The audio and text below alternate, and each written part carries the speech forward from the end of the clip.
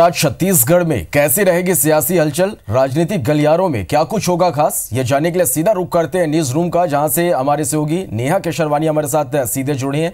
नेहा, क्या कुछ होगा छत्तीसगढ़ में, राजनीतिक हलचल किस तरह से देखने को मिलेंगे, क्या कुछ होगा छत्तीसगढ़ में खास?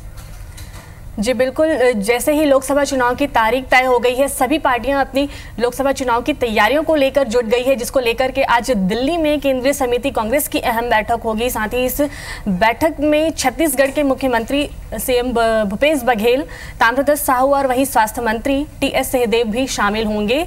लोकसभा चुनाव की तैयारियों को लेकर के इसमें चर्चा तो होगी ही, साथ ही 11 लोकसभा सीट है यहाँ छत्तीसगढ़ में, उसमें जो प्रत्याशियों के नाम भी आज सामने आ सकते हैं।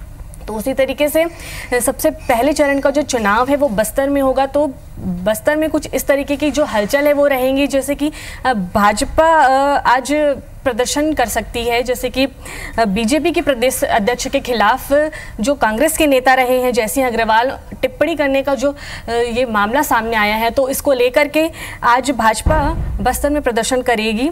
साथ ही भारतीय जनता पार्टी ने कांग्रेस के नेता को विरोध परिचायक भी बताया है, क्योंकि इस तरीके का यहाँ पर जो मामला है वो सामने आया है। तो तीसरी जो अहम खबर रहेगी कोरबा में, जहाँ पर भारतीय जनता पार्टी आज बुद्धिजीवी सम्मेलन भी करेंगी। तो इसमें मुख्य रूप से राज्यसभा सांसद रणदीप सिंह जूदेव और पूर्व मंत्री प्रेम प्रकाश पांडे शिरकत करेंगे। और इस सम्मेलन में कई जिलों के जो कार्यकर्ता हैं वो भी मौजूद रहेंगे और लोकसभा चुनाव को लेकर के ये अहम सम्मेलन रखा गया है। साथ ही इस तरीके से ये तो राजनीतिक गलियारों की बात हो गई। तो अब छत्तीसगढ़ में मौसम का रुख करते हैं। जिस तरीके से मार्च के तीसरे सप्ताह में गर्मी होनी चाहिए, लेकिन छत्तीसगढ़ में कुछ इस तरीके का मौसम देखने को मिल रहा है कि कई इलाकों में बारिश के साथ साथ ओले भी गिरे हैं। और राजधानी में मौसम विभाग से मिली जानकारी के अनुसार आने वाले 2-3 दिनों में बारिश की संभावना भी है और साथ ही तेज हवाओं की भी संभावना है। जी